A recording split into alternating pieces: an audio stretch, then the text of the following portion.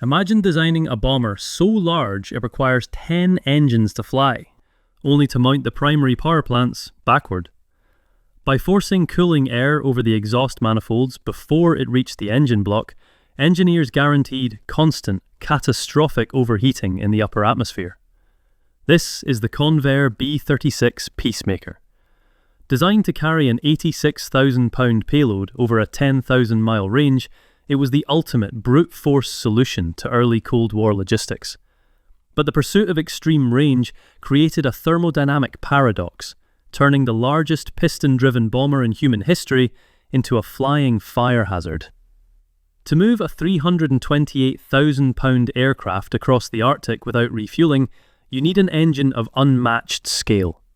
What made it possible was the Pratt & Whitney R4360 Wasp Major.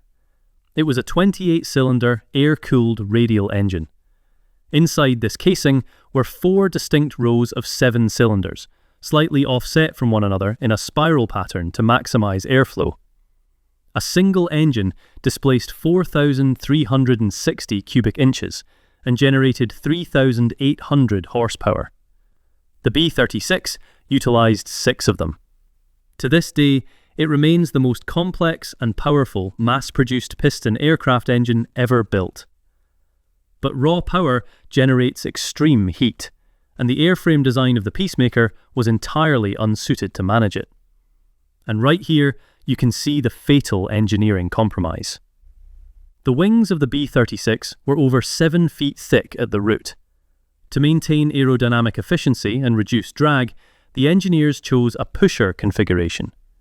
They buried the engines entirely inside the trailing edge of the wing, with the propellers facing backward. In a standard aircraft, freezing high-altitude air hits the cold front of the cylinders first. But on the B-36, the cooling air was routed through intakes on the leading edge of the wing, channeled past the scorching hot exhaust manifolds, and only then reached the engine block. The cooling air was literally being preheated by the exhaust before it even touched the cylinders. Now here is where the mechanical reality becomes a nightmare. Because the engine was running far beyond its intended thermal limits, the high-octane leaded aviation fuel could not combust cleanly. Each of the 6 engines possessed 56 spark plugs. That is a total of 336 spark plugs per aircraft. The constant overheating, combined with the rich fuel mixtures required at high altitudes, caused rapid lead bromide buildup.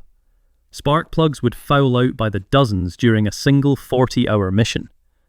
Unburnt fuel would pool in the hot exhaust manifolds, inevitably igniting. Engine fires were so common that flight crews regularly had to shut down engines, deploy extinguishing agents, and fly thousands of miles over the ocean, missing a massive portion of their thrust.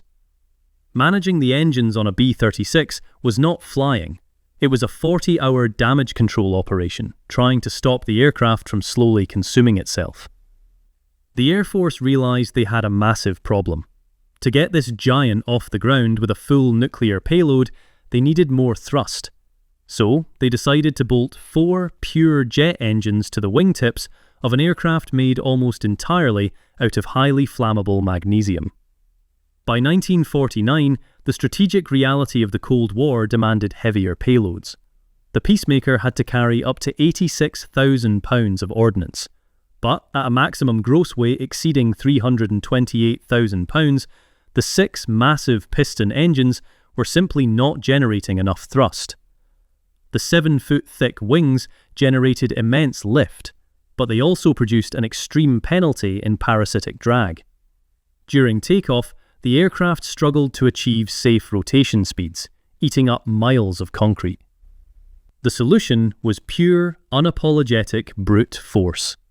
Engineers added twin pods to the extreme outer wingtips, each housing 2 General Electric J47 turbojets.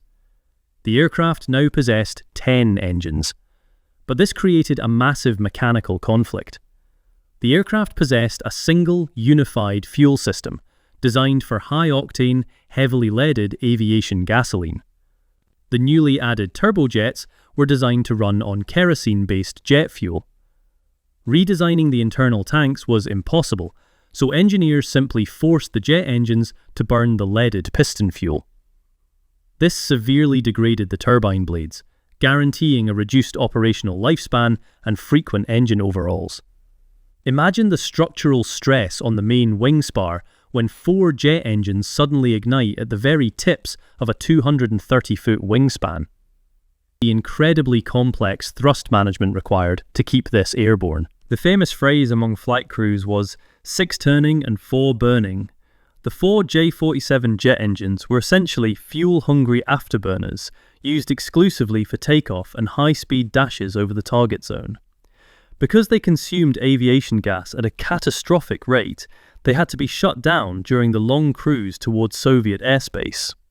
To prevent massive aerodynamic drag while shut down, the jet intakes were fitted with mechanical clamshell doors called iris eyelids. But restarting a cold, lead-fouled jet engine at 40,000 feet while flying through Arctic air introduced severe risks of compressor stalls and uncontained turbine failures.